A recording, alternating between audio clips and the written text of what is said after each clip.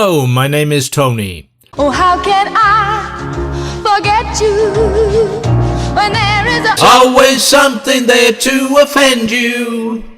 Man, sometimes it hits you that if things don't change, they'll stay the same. And if you want things to stay the same, then there's going to have to be some changes. Ain't that a paradox? When it was first released in 1974, Peter Hyams' wickedly satirical vice cop action thriller was a financial bomb at the box office, and the critics didn't much care for it either. One of the main sources of angst was in the portrayal of gay stereotypes, and yes, the film is certainly guilty of that, no doubt about it. It boils the gay community down to exclusively consisting of aggressive and violent leather-clad predators or limp-wristed effeminate cross-dressers who hold hands with each other in the courtroom. It's played for cheap laughs, and the language used, the then obligatory fag and fruit and other derogatory terminology, would cause uproar in a modern movie of today set in today's world. No media or form of expression is offensive in and of itself, just some people find it to be so. When people say, that film, that joke, that book is offensive, what they mean is, I found it offensive, or I was offended by it. It's a personal thing. I don't find the content of busting to be offensive, but then I'm not personally invested in it, and if I were, I might feel differently. But I'm certainly not going to presume to be offended on someone else's behalf here. I don't have the right to do that, and I'm not that way inclined. None of which means I don't understand why someone would find its misrepresentation offensive, because I do, and I appreciate the reasons. Being Welsh, I must confess to being mildly offended by the depiction of the Welsh and Wales in John Ford's How Green Was My Valley. However, I also find it amusing and a cause to smile at the stereotypes because even I have to admit there's a certain grain of truth in them. I'm not going to complain though or demand it be removed from the public domain. It exists, people have every right to watch it if they want and even take it on face value should they choose to do so. So fucking what? Ain't gonna kill me? That'll be something else.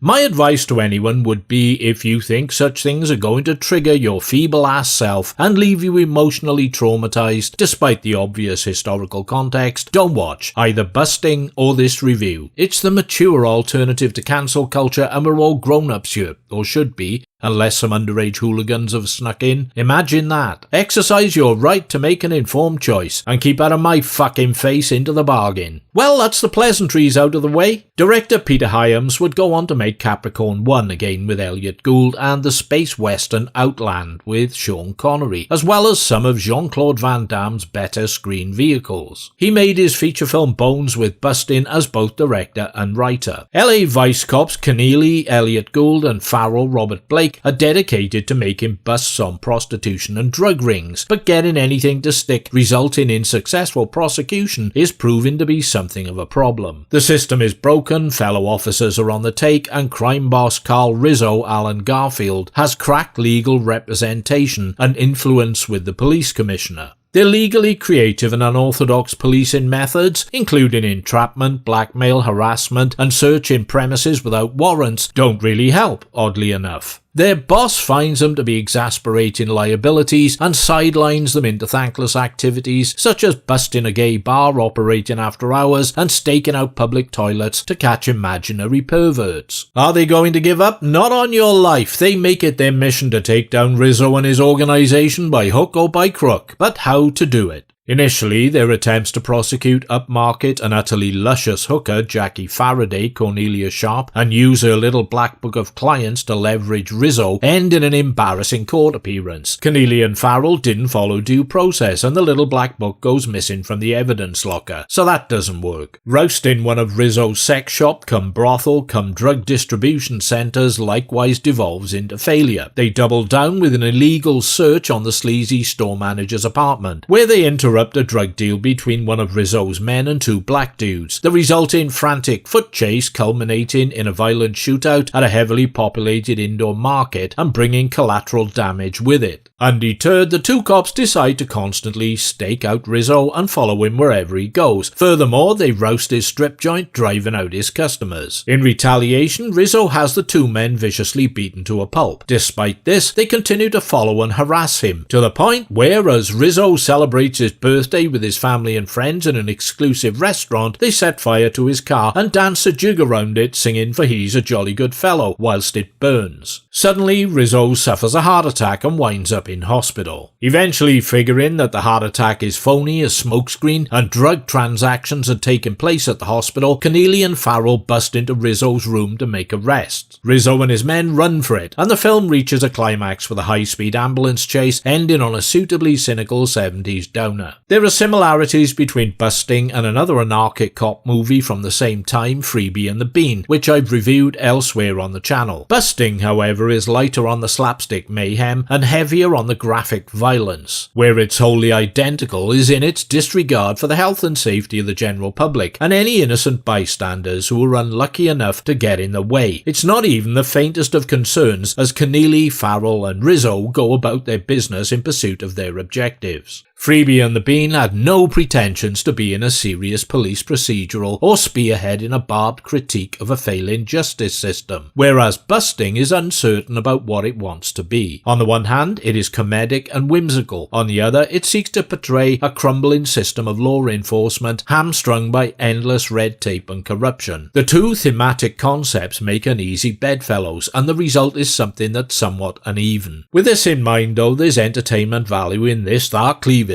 Elliot Gould is both flaky and arch, sporting unruly hair and a thick porno moustache, wryly observing the world around him with equal measures of frustration, bemusement and amusement. Robert Blake makes a decent foil, a compact fireplug of a guy, always seen with an unlit cigarette eccentrically drooping from his lips. He doesn't smoke. Their sparky and hip banter and on-screen relationship make for a watchable pairing, almost a great screen buddy partnership, although Blake later decreed the entire film to be a mistake and didn't appear in another one for 6 years. Although she's not around for long, Cornelia Sharp is heart-crushingly beautiful, causing me to bemoan her lack of appearance in much else. She may not have been a talented actress, but I couldn't give less of a shit in her case. Her scenes with the goofy-looking Hollywood dentist, one of her clients, will always have a special place in my loins. The action is fast-paced and frenetic, with chases, races and blistering gunfights. The mercilessly bigoted and ultra-camp gay nightclub scene, which descends into a mass brawl, is a jaw-dropper, worth experiencing so long as you accept it for the ignorant exercise in stereotyping it may well have been intended to be. Such cluelessness seems unlikely to be anything other than deliberate. In certain quarters, Bustin has been credited as the inspiration for Starsky and Hutch, but I have a sneaking suspicion this is mostly due to the appearance of Antonio Fargas, the character Huggy Bear in that show, as a hyper-aggressive bitch queen in the gay bar. There's nothing much else to connect apart from the buddy cop theme. You could just as easily cite Freebie and the Bean in its place, if you're on the lookout to find something to blame for Starsky and Hutch, that is. Credit to Hyams, he directs with enthusiasm and gives the film a slick sense of momentum.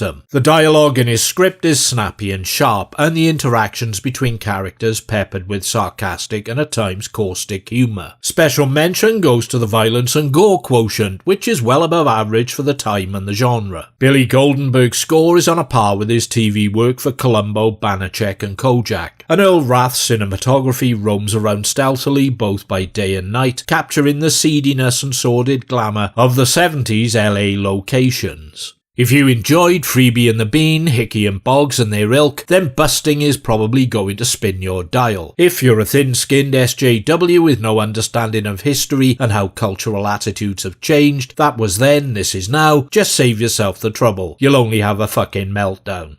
Thanks for your time and attention. I am suitably humbled and grateful for both. Well, grateful anyway.